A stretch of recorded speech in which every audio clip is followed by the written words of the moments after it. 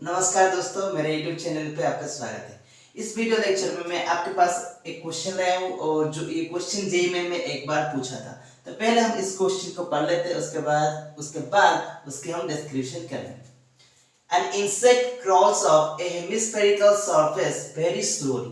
देखिए, एक hemispherical surface है, ये एक हेमिस्फेरिकल सरफेस है और जो हेमिस्फेरिकल सरफेस है तो उस सरफेस में आपका एक इंसेक्ट है और वो क्रॉल कर रहा है। क्या कर रहा है? क्रॉल कर रहा है। जो इंसेक्ट की क्रॉल करना इंसान की वॉकिंग की बराबर होता है। ओके, तो इंसान की वॉकिंग के बराबर मतलब उस तरह का वो क्या करता है? इंसेक्ट क्या करता है? क्रॉल करता है।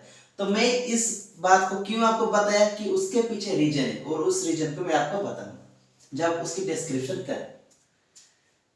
The coefficient of friction between the insect and the surface is 1/3।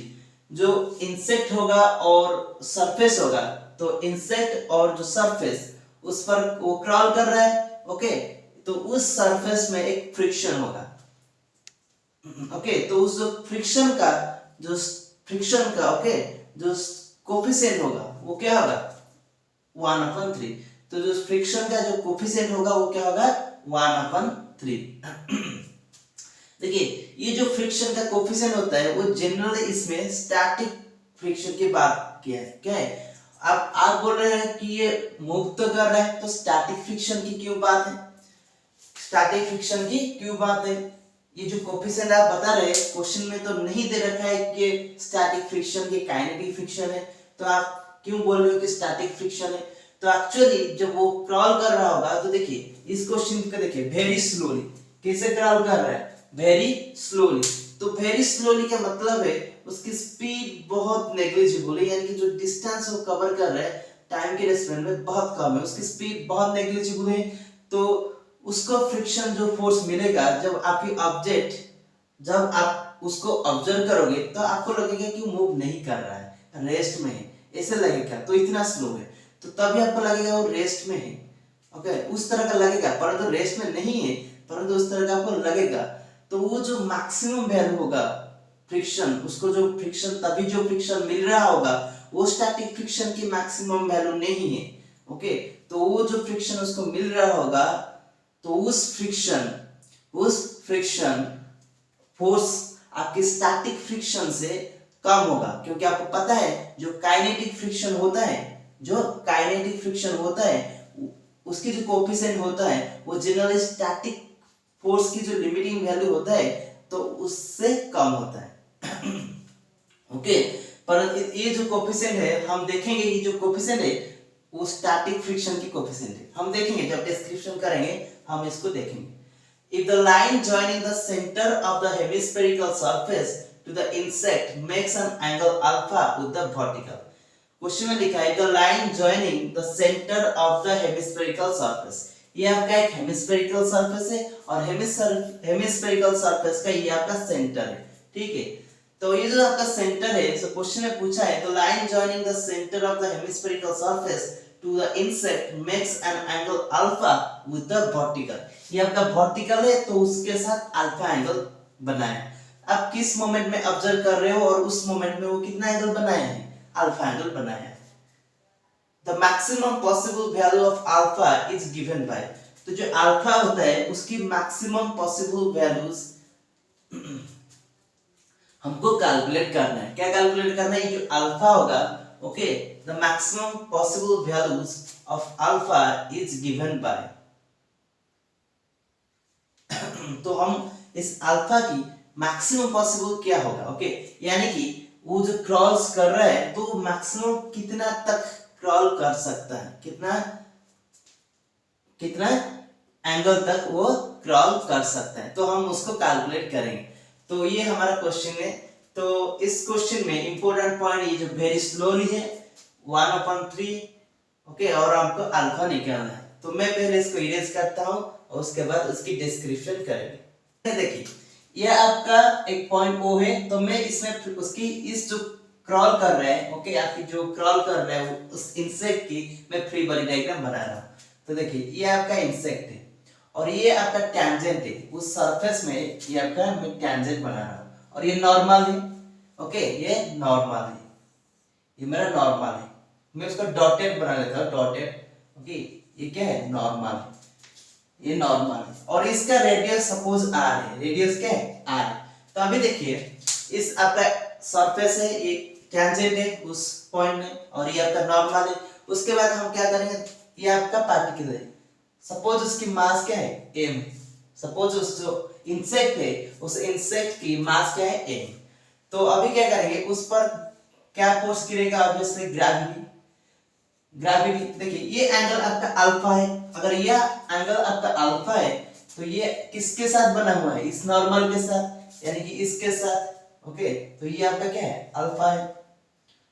तो ये जो होगा, तो उसके जो कंपोनेंट होगा इसमें, तो क्या हो जाएगी, mg cos अल्फा, और इसके जो कंपोनेंट होगी वो क्या होगी, mg sin अल्फा।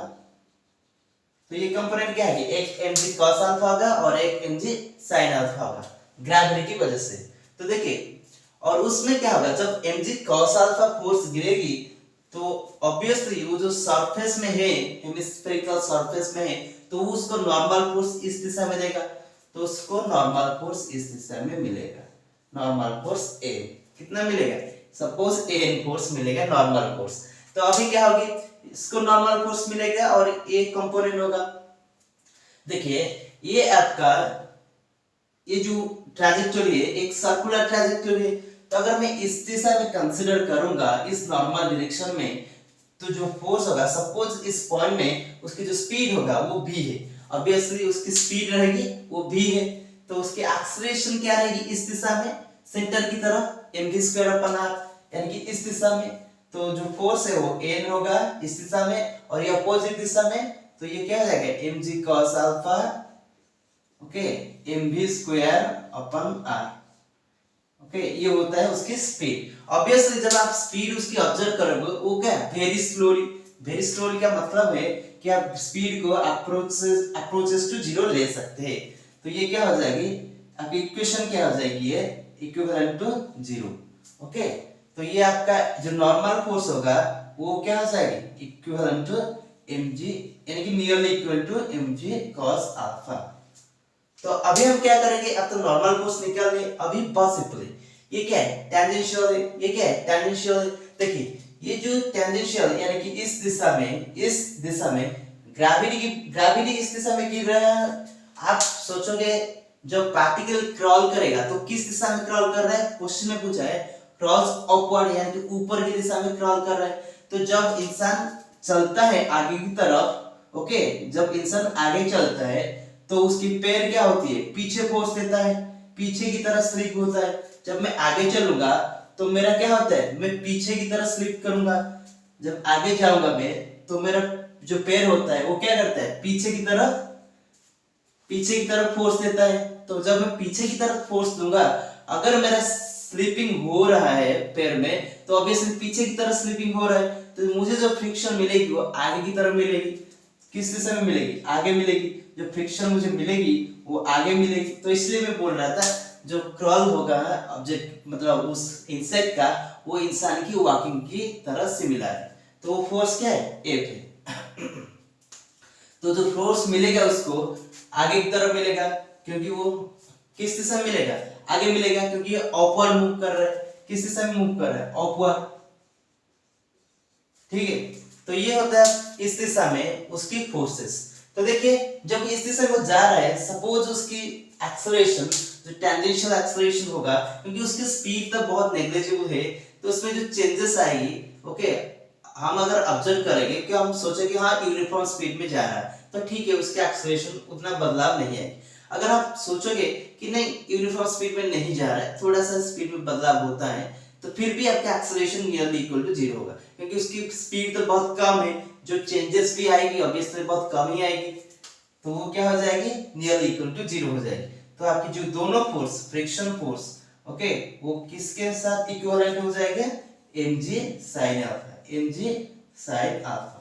ओके, इसके साथ बराबर इक्विवेलेंट होगा। किसके साथ, mg sin अल्फा। देखिए तो ये होता है आपका फ्रिक्शन फोर्स, जो कि एक्चुअली एक्सपीरियंस होता है क्रॉस। तो ये आपका नॉर्मल फोर्स जो कि एक्चुअली उस इंसेक्ट पे गिरता है। तो ये जो क्वांटिटी होता है, ओके, आपकी ऑब्जेक्ट आपकी बॉडी क्या कर रही है, मोशन में है, मोशन में है, स्पीड बहुत कम है परंतु मोशन में है, तो उसकी जो मैक्सिमम पॉसिबल वैल्यू होगा फ्रिक्शन, वो क्या होगा, स्टैटिक फ्रिक्शन। ओके, यानी कि जितना पॉसिबल मैक्सिमम वैल्यू की जो फ्रिक्शन मिल सकता है उस क्रॉल करते समय में, ओके, तो क्या होगा, मैक्सिमम वैल्यू स्टैटिक फ्रिक्शन की, मैक्सिमम वैल्यू किसकी, स्टैटिक फ्रिक्शन की।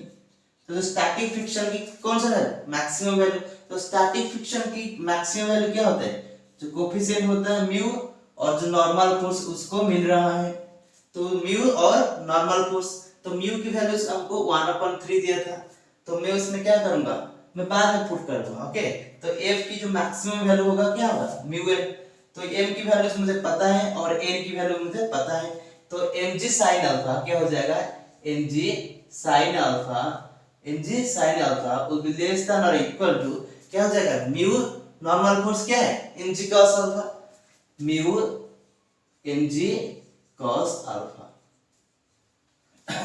ओके, तो अभी मुझे क्या मिल रहा है, देखिए ये जो इनइक्वालिटी है उसको मैं बहुत आराम से सॉल्व करूंगा, तो कैसे करूंगा, देखिए ये जो होगा ये क्या हो जाएगा, tan alpha less than mu.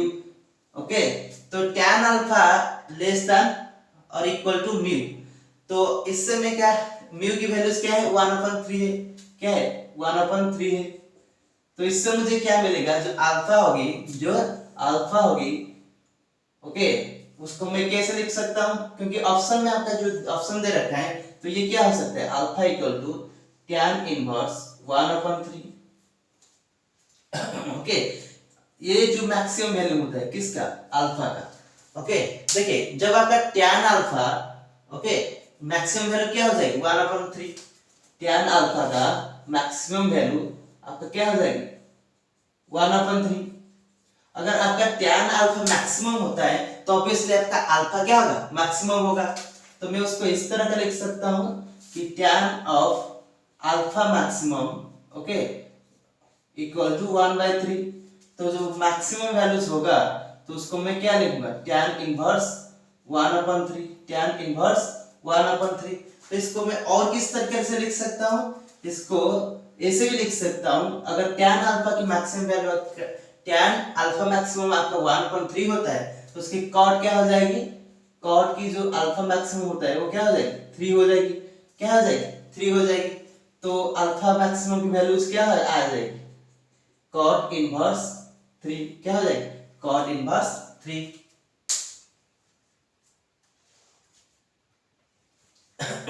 Okay, तो इस तरह का आपका क्वेश्चन दे सकता है, आप अगर tan में निकालोगे तो, ओके, अगर आप tan में निकालना चाहते हो तो ये आपका 1/3 आएगा, अगर आप cot में निकालना चाहते हो तो आपका 3 आएगा। तो ये होता है इस क्वेश्चन का solution. Thank you for watching this video.